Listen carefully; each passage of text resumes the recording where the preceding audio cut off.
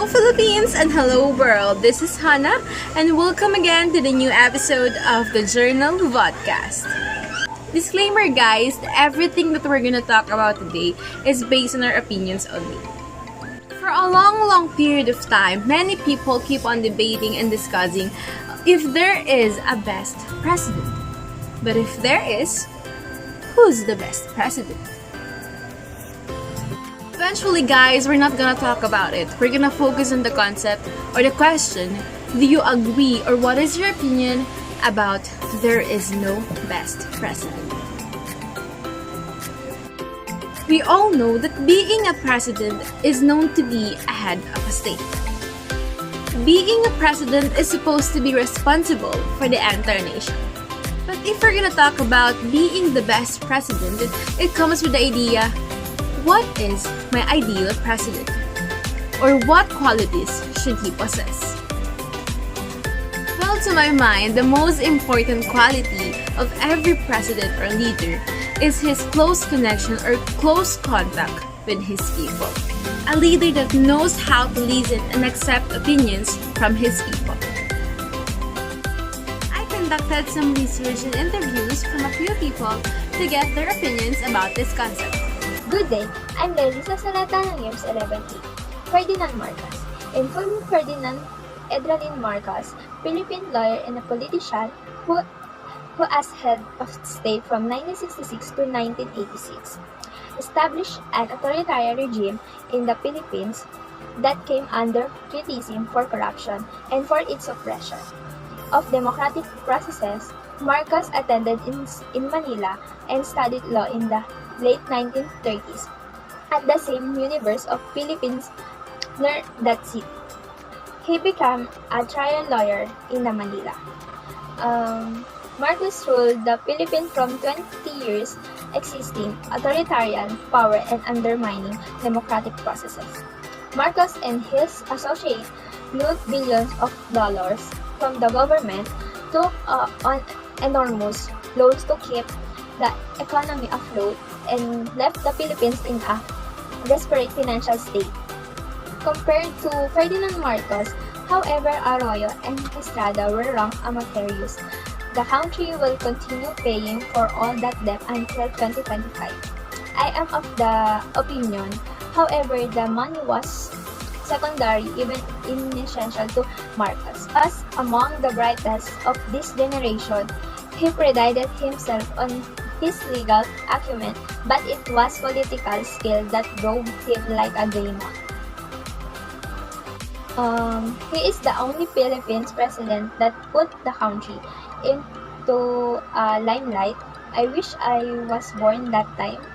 The Philippines is one of the world's most influential country in the world yet today.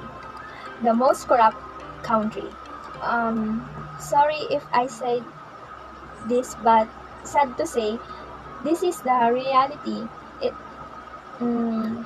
It's brainless government. He's the only president who transformed the Philippines from rags to riches.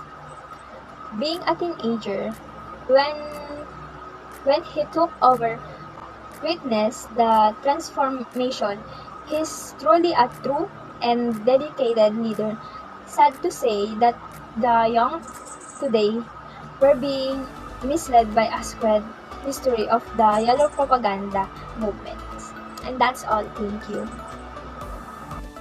Hi everyone. Now, I disagree about the statement there is or was no best president. For me, President Ferdinand Marcos is the best president of the Philippines.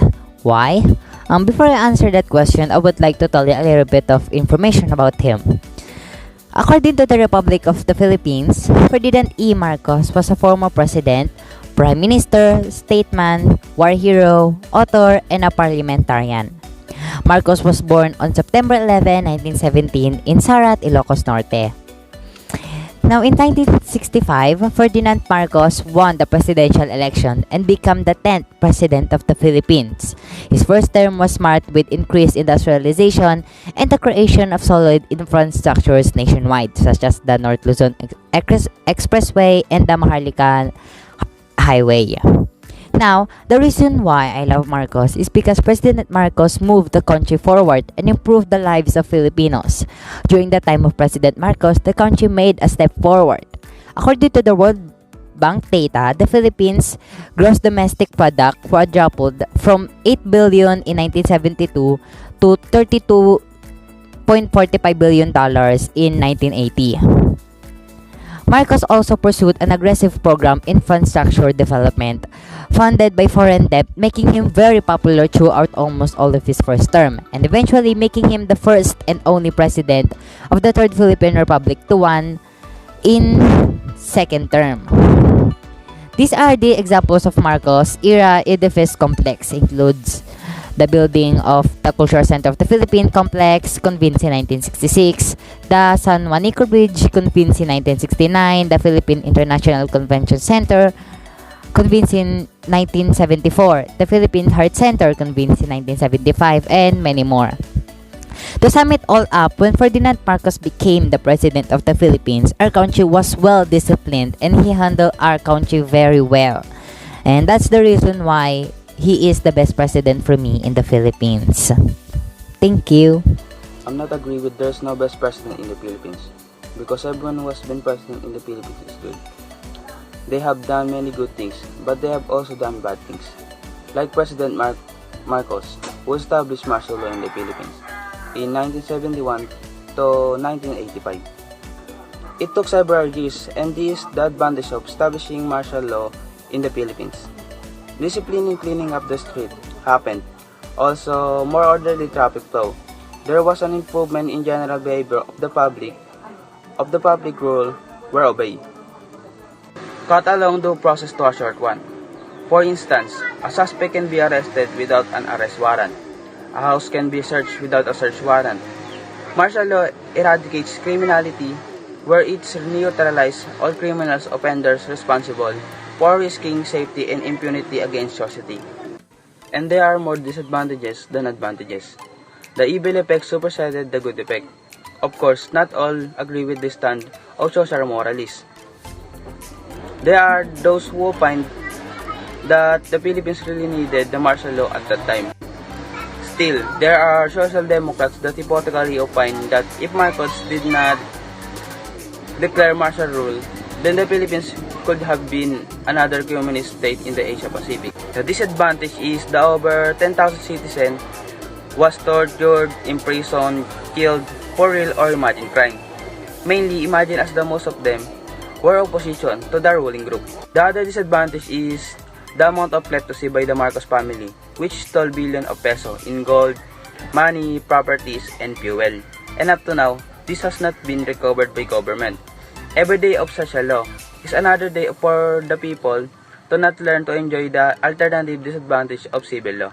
Most people, especially the victims of President Marcos, will remember only the evil things about martial law. But if historian will be appeal about it, there was also some positive things about it. The bad things, of course, include the warrantless arrest, the indefinite detention without charges, and the alleged torture, rape, and other detestable abuses, supposedly committed by military officials and personnel who went out of bounds. Many Filipino presidents have served, and they are all smart and brilliant individuals that helped to develop Philippines. They done a lot of good, but they also done some bad things. And that's all. Thank you po. I oppose the statement that there is no best president the Philippines has ever had. All of the past presidency has a big contribution in the Philippines that made them worthy of the people's vote. In my perspective, Manuel Quezon is one of it. Manuel Luis Quezon y Molina, August 1978 to August 1, 1944, usually known by his initials MLQ, was the President of the Commonwealth of the Philippines from 1935 to 1944. He was the first Filipino to lead the government of the Philippines as a whole, as opposed to the governments of prior Philippine states. And he is widely regarded as the first Filipino president, and considered to have been the second president of the Philippines, after Emilio Aguinaldo. in 1899 to 1901. During his term, a lot of things happened.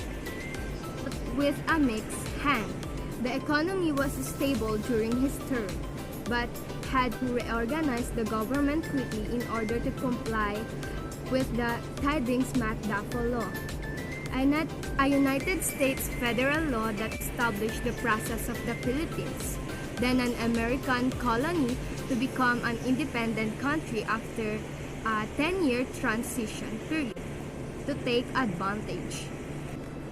He focused on agrarian and educational reforms, established the official language as well as initiating women's suffrage in the Philippines. Unfortunately, with the outbreak of World War II and the threat of Japanese invasions, he established a government in exile in the U.S. It was during his exile in the U.S. that he died of tuberculosis at Saranac Lake, New York. We have different views, perceptions, and opinions when it comes to the ideal president. But we all believe and agree with one thing. We should choose the right president, the right leader that will lead his people to a better future. Guys, for watching this video, I hope you're all doing well and safe. Again, this is Hannah, and see you again on the next episode of the Journal VODCAST.